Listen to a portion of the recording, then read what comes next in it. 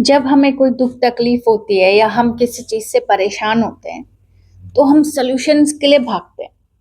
फिर हमें जो जैसा सजेस्ट करता है हम वो करते हैं, चाहे वो मेडिसिन हो, चाहे कोई टोना टोटका हो, चाहे कोई ये कहे कि इस डॉक्टर के पास जाओ, उस डॉक्टर के पास जाओ, यहाँ सही नहीं हो रहा है तो उस डॉक्टर के पास जाओ। तो हम सब कुछ करते हैं, है ना?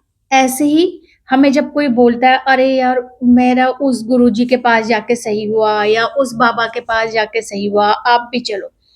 तो हम हमारे उस प्रॉब्लम के सॉल्यूशंस के लिए उस बिलीफ पर, उस विश्वास पर चले जाते हैं। ऐसा ही मेरे एक पेशेंट के साथ में हुआ।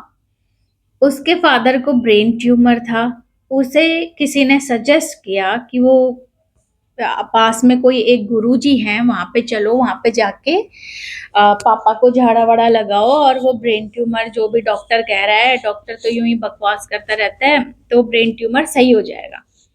तो वो ठीक है, वो चला गया, जो एक बेटे ने करना चाहिए वो चले गया, है ना?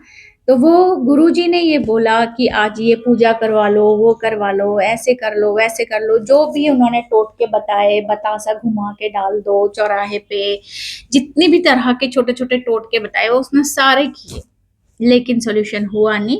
लास्ट में डॉक्टर ने बोल दिया कि भाई अब इनका लास्ट टाइम है, आप इनको बस सेवा करो और कुछ नहीं हो सकता है।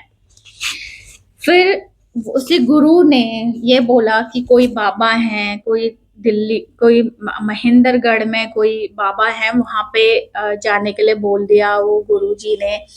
और वो जो साथ वाला था वो लेकर के गया।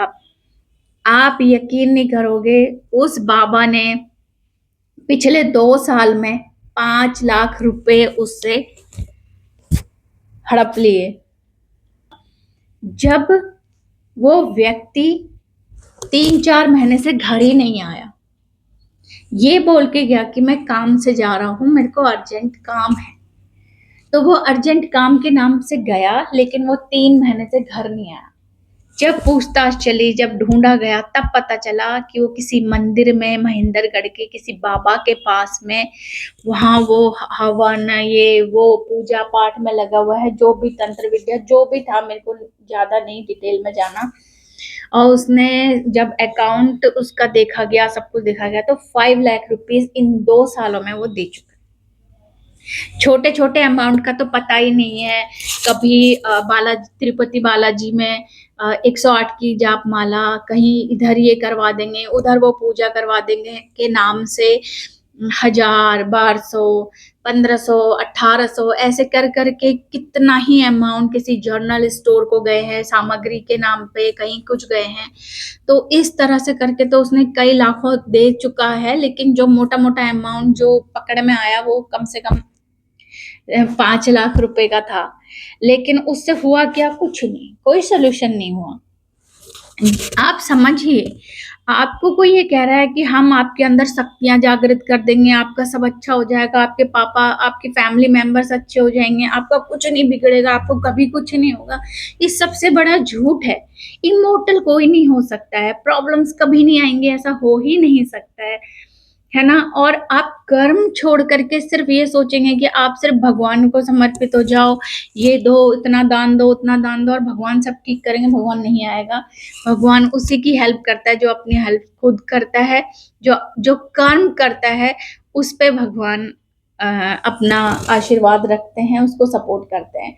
ठीक है, इसके साथ साथ पैसा तो गया गया, पैसों की भरपाई हो जाएगी, लेकिन जो उस व्यक्ति का माइंड वॉश कर दिया ना, ब्रेन वॉश कर दिया ना, वो आज अपनी फैमिली के पास नहीं आना चाहता। बच्चों की फीस नहीं जा रही है, उसे कोई फर्क नहीं है। बच्चे हॉस्पिटलाइज हो रहे हैं, वाइफ परेशान है, घर में खाने को नहीं है, इट्स ओके, सब चल रहा है। सिर्फ वो बालाजी महाराज को मानते हैं, तो बालाजी महाराज के नाम से इतने पैसे ऐंठ लिए, उनके नाम से ही उनको कि नहीं तुम घर मत जाओ, वो सब ठीक कर देंगे, बच्ची हॉस्पिटलाइज है तो कोई बात नहीं, विश्वास रखो, वो ठीक कर देंगे। अरे बच्ची के पास उसके फादर ने होना चाहिए। जब आप अपनी ड्यूटी को निभाना छोड़ देते हैं, as a father, as a mother, as a daughter, as a sister, जो भी हमारे रोल्स हैं, तो भगवान आपका कुछ नहीं कर सकता। तो इन झूठे जालों में ना फंसे। जो ट्रू हैं, जो ट्रू गुरुजी हैं, जो आपको एनलाइट करते हैं, वहाँ जाना समझ में आता है, लेकिन ऐसे पाखंडियों में नहीं। थोड़ा-सा अपनी बुद्धि का इस्तेमाल कीजिए, देखिए कौन आपके लिए सही है, कौन आपके लिए सही नहीं है। इतना एनालाइज़ कीजिए, उसके बाद सरेंडर होइए किसी के लिए भी।